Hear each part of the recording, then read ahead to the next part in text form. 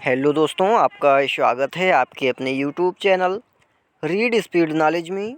और आज की इस वीडियो में हम देखेंगे प्रॉपर्टी लॉ का एक बहुत ही इम्पोर्टेंट टॉपिक जो कि हर बार परीक्षा में पूछा जाता है और इस बार भी पूछे जाने की संभावना है।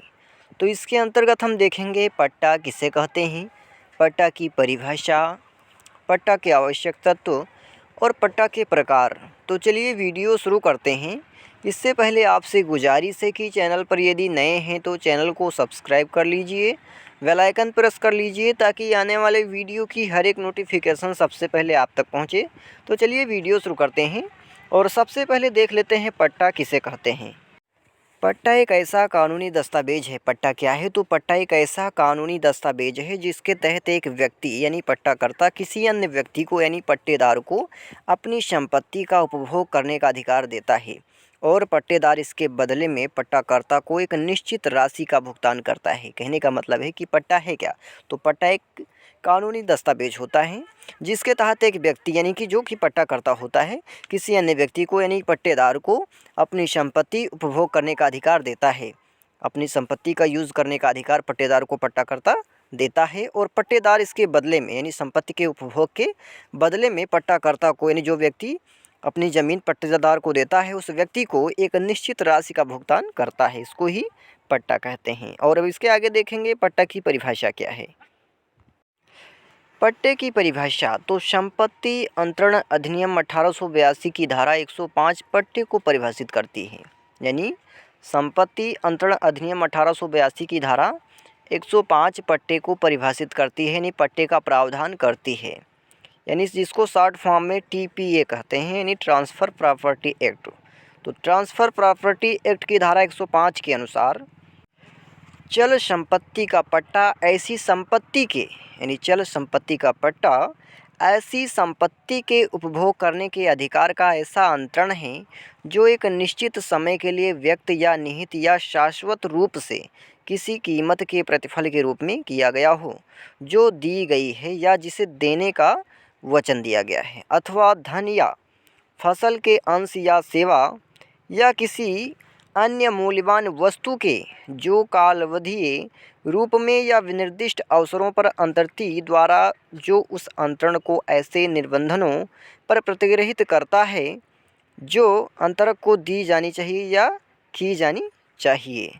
नोट, इसमें ध्यान देने योग्य बात यह है कि संपत्ति अंतरक पट्टाकर्ता कहलाता है। यानी जो व्यक्ति अपनी संपत्ति को दूसरे को देता है यानी पट्टे पर देता है वह पट्टाकर्ता कहलाता है और अंतर्ती पट्टेदार कहलाता है। यानी जो व्यक्ति किसी दूसरे व्यक्ति के ज़मीन को पट्टे के रूप में स्वीकार करता है उस व्यक्ति को पट्टेदार कहते हैं और जो व्यक्ति अपनी ज़मीन दूसरे व्यक्ति को पट्टे के रूप में देता है उसको पट्टाकर्ता कहते हैं। और पट्टेदार द्वारा जो राशि यानी कीमत पट्टाकर्ता को भुगतान किया जाता है उसे प्रीमियम कहा जाता है। और अब इसके आगे देखेंगे पट्टे के आवश्यक तत्व। पट्टे के निम्नलिखित आवश्यक तत्व हैं जिसमें से पहला तत्व है पक्षकार। यानी विद्यमान पट्टा के लिए दो पक्षकारों का होना आवश्यक है जिसमें से पहला पक्षकार होना चाहिए पट्टाकर्ता, दूसरा पट्टेदार। पट्टाकर्ता कौन है? तो वह व्यक्ति जो अपनी ज़मीन किसी दूसरे व्यक्ति को पट्टे के रूप में देता है उसको पट्टाकर्ता कहते हैं और जो व्यक्ति दूसरे की ज़मीन को पट्टे के रूप में स्वीकार करता है उसको पट्टेदार कहते हैं। नोट, इसमें ध्यान देने योग्य बात यह है कि पट्टेदार भी पट्टाकर्ता हो सकता है। यानी जो व्यक्ति किसी दूसरे व्यक्ति के ज़मीन को यानी संपत्ति को पट्टे के रूप में स्वीकार करता है वह व्यक्ति भी पट्टा दे सकता है यानी पट्टाकर्ता हो सकता है। लेकिन अवयस्क तथा विधिक निर्योग्यता वाले अन्य व्यक्ति पट्टा नहीं कर सकते यानी पट्टे के रूप में अपनी ज़मीन या अपनी संपत्ति नहीं दे सकते हैं।